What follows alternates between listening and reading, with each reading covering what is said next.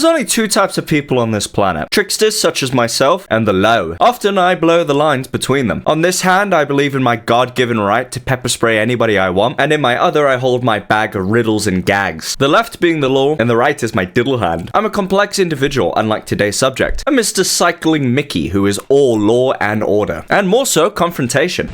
Go back! You're lucky you haven't passed the sign, right? What's your problem? We're trying to turn right. What's the problem? What is your problem? There's a whole heap of traffic down Get there. off. There's no car. I'm going to get out my van.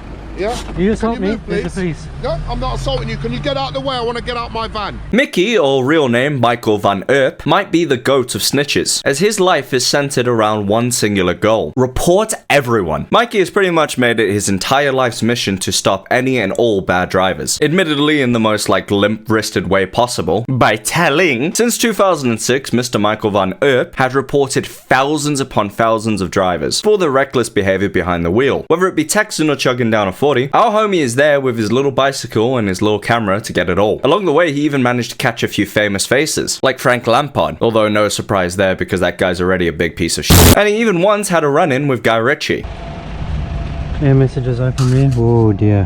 who very surprisingly didn't act in a Guy Ritchie way and cast Mikey in one of his movies. A cycling dweeb who records everyone and has a peculiar accent that people aren't used to. That's right up that dude's alley. Excuse me, sir, you do know you're on your phone while driving and I've got it all on here. I'm going to be reporting you. Gav, do you even know who I am?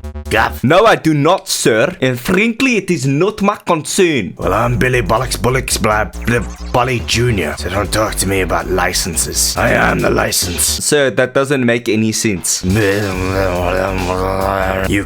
Mikey, whose reasoning behind his mass grass campaign is that thousands of bad drivers get away with their bad behavior every single day. Those bad habits fester and mold, and eventually will become harmful to others further down the line. He also kind of has a tragic backstory, which explains his reasons for those views. This may shock you a little bit, but with a name like Van de Eer, Mikey is of Dutch origin. Not South African though, in spite of that really thick accent, but rather as a native-born Dutchman who happened to grow up in Zim with his old man. That's why he sounds like every South African Sam you know. Do you know a little place called South Africa? Yeah, the small. I've heard of it, Okay, yeah. well, we're from a place called South Africa.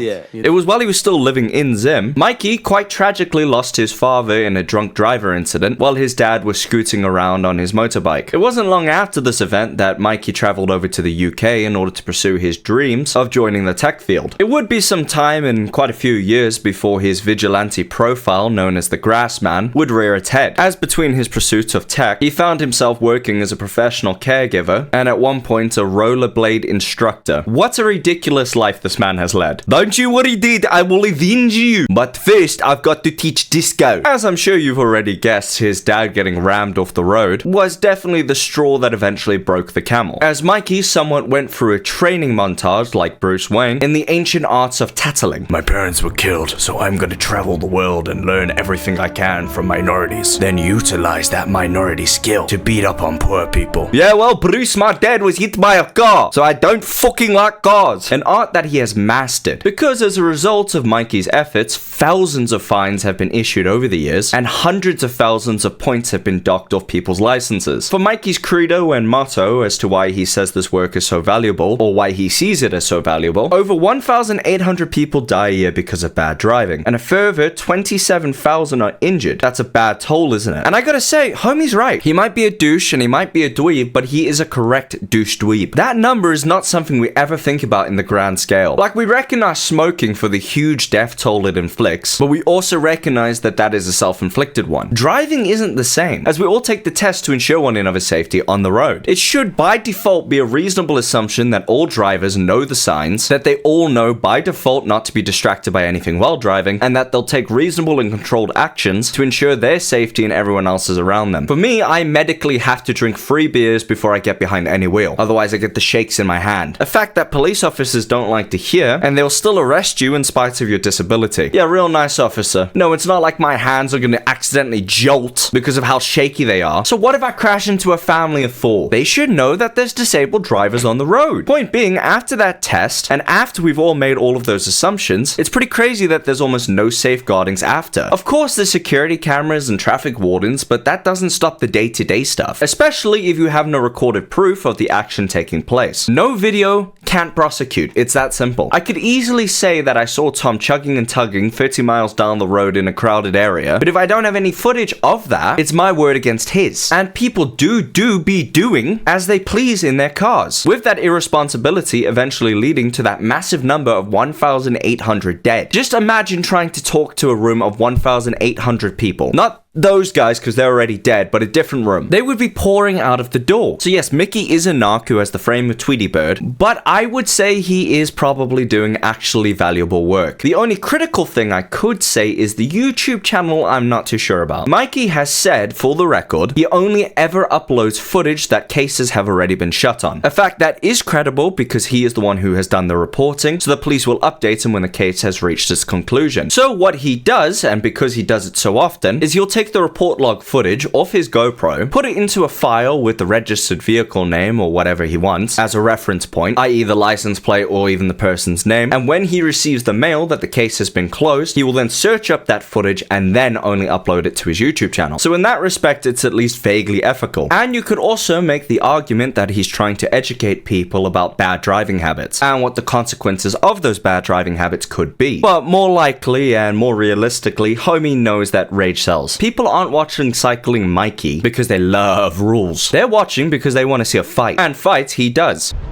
Hello there. Hey, how you like to be on camera now, Mikey? I don't mind. F***ing prick. Yeah, we'll put your face all over the internet now. Why are you shaking?